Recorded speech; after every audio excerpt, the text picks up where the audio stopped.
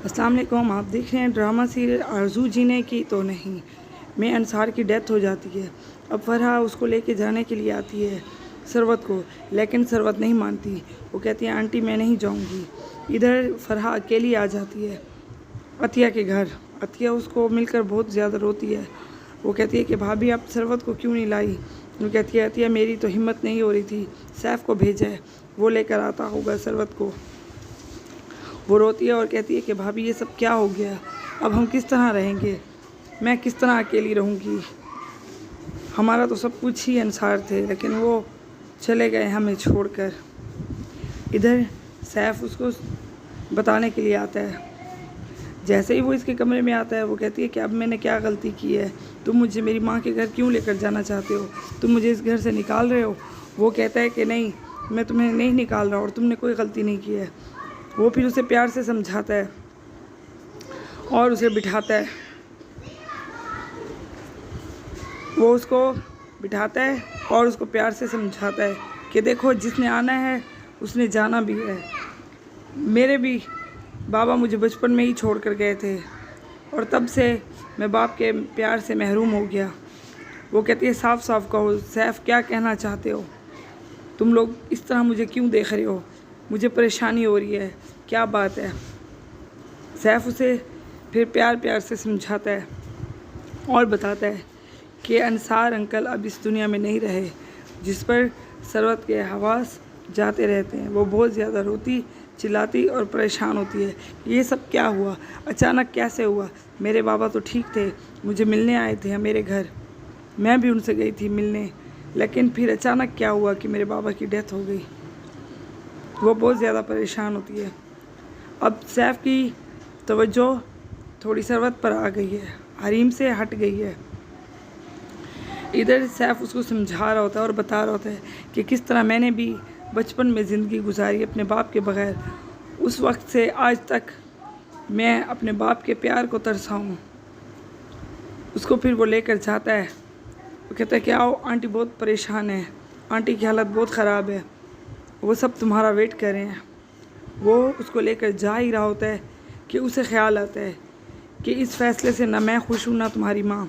किस तरह उसके बाप ने उसको समझाया था कि ये शादी मत करो, सैफ ठीक नहीं है तुम्हारे लिए। इधर हरीम सब कुछ देख रही है, वो घर पर अकेली है और वो लोग चले गए। इधर सैफ अंसार की कब्र पर बैठा हुआ है और उसे बार बार एक ही ख्याल आ रहा है। वो रोता है और कहता है कि अंकल आपने तो मुझे माफ़ी मांगने का मौका भी नहीं दिया। किस तरह उसे ख्याल आता है कि मैंने अंकल को कहा कि हरीम मेरे साथ है और अंकल की डेथ हो गई। फिर वो कहता है कि अंकल ये आपकी डेथ भी मेरी वजह से हुई, अब ये बोझ भी मुझे ज़िंदगी भर लेकर जीना होगा। वो परेशान बैठा होता है। इधर हरीम घर में बिल्कुल अकेली होती है। वो परेशान हो रही होती है कि सैफ़ की कॉल नहीं आई और ना ही सैफ़।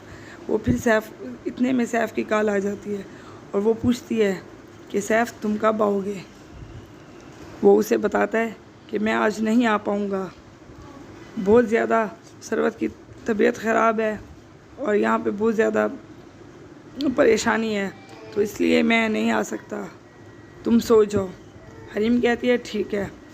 इधर फरहा कहती है अतिया को कि तुम मेरे साथ चलो मेरे घर, लेकिन अतिया कहती है नहीं भाभी मैं कहीं नहीं जाऊँगी, मैं अपने घर पे रहूँगी। फिर फरहा उसे बताती है कि देखो मेरे शौहर की तो जवानी में ही डेथ हो गई थी, तब मैंने अपनी औलाद को संभाला, मैंने ख़ुद को संभाला अपनी औलाद की खातिर, तुम्हें भी जीना होगा अपनी औलाद की खातिर और उसे संभालो।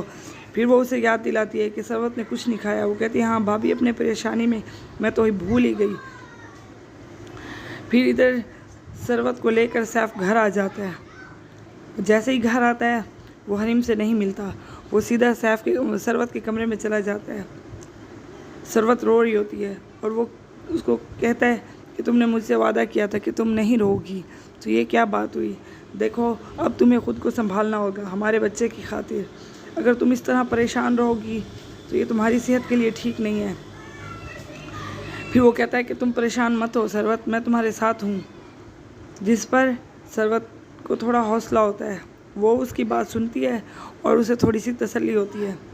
इधर वो इसे दिलासे दे रहा होता है कि हरीम बाहर आती है। वो देखती है कि टेबल पर चाबियाँ पड़ी हैं। वो अपनी मुलाजमा को बुलाती है और कहती है कि ये तो सैफ़ की चाबियाँ हैं। तो वो उसे बताती है कि जी बाजी सैफ़ साहब आ गए। वो कहती है कि कहाँ है? कहती है सरवत बाजी के कमरे में। कहती है कब आए? वो कहते तकरीबन उसे आधा घंटा हो गया। इधर सैफ़ सरवत को कहता है कि मैं जा रहा हूँ चेंज करने, तुमने कहा था कि तुम नहीं रहोगी। वो फिर उसको कहती है कि मैं वादा करती हूँ मैं नहीं रहूँगी। इधर जब जहाज़ेब और अंसार की मम्मा का इंतकाल हो जाता है बचपन में, तो ये खाला उनको पालती हैं। वो इनको मिलने आई हुई है। वो बहुत रो रही है अंसार की फौतगी पर कि मरने के बाद। वो कहती है कि जहाज़ेब के मरने पर मैं नहीं आ सकी थी। मैंने अपने बेटे को बहुत कहा था कि मुझे पाकिस्तान जाना है, लेकिन मेरा बेटा मजबूर था और मैं ना आ सकी। कहती है लेकिन अब मेरा दिल कब से चाह रहा था कि मैं अंसार से मिलने जाऊं, लेकिन मैं ना आ सकी। कहती है इसके बेटे की जॉब सऊदी अरब में होती है, जो कि ये वहीं पे रहती है। ये ऐसे ही बताती है। इधर अतिया आ जाती है कि मैं आप लोगों के लिए कुछ खाने को लाऊं। वो इसको समझाती है कि बैठो मेरे पास, तुम कुछ दिन के लिए फ़राह के पास चली जाओ। वो कहती है नहीं खाला, मैं कहीं नहीं जाऊंगी, मैं अपने घर पे ही रहूंगी, बल्कि आप यूँ करें कि आप हमारे साथ रहें। इधर अतिया कहती है और उधर फ़राह भी कहती है कि हाँ खाला, यही बेहतर है कि अब आप हमारे साथ रहें। वो कहती है रहना तो मैं भी यहीं पे चाहती हूँ, अपनों को देखने के लिए मैं तरस ही गई थी, मैं भी नहीं वापस जाना चाहती। इधर जैसे ही सैफ अपने रूम में आता है तो हरीम बहुत ज़्यादा गुस्से में होती है। वो उसे बताता है कि मैं बहुत थक गया हूँ और मेरे कपड़े निकाल दो, मैं फ़्रेश होना चाहता हूँ। जिस पर हरीम का मूड बिल्कुल ठीक नहीं है। वो कहती है कि आपके कपड़े मैंने निकाल के वाशरूम में लटका दिए हैं। वो उससे सीधे मुँह बात नहीं करती और वहाँ से उठकर चली जाती है। इधर नाश्ते के लिए सैफ आता है और हरीम भी आती है। हरीम मुलाजमा को कहती है कि सरवत का खाना उसके कमरे में भेज दो, हम दोनों टेबल पे बैठ के नाश्ता करेंगे।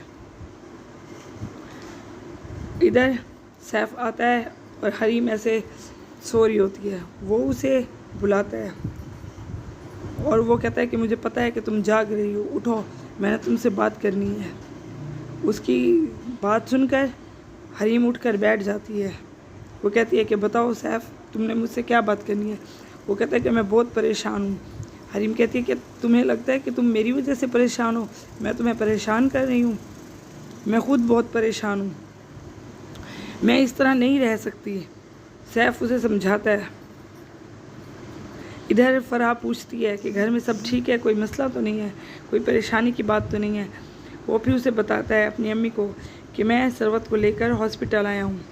वो परेशान हो जाती है कि कोई मसला तो नहीं है। वो कहता है कि नहीं, रेगुलर चेकअप के लिए, मंथली चेकअप के लिए सरवत का अपॉइंटमेंट था, तो हम उस सिलसिले में डॉक्टर के पास आए हैं।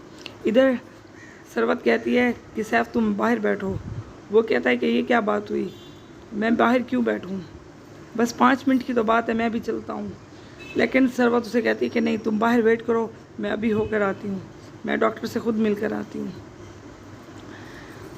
मुझे तो लगता है कि सरवत सब झूठ बोल रही है, ये कोई प्रेग्नेंट नहीं है। इधर हरीम परेशान है।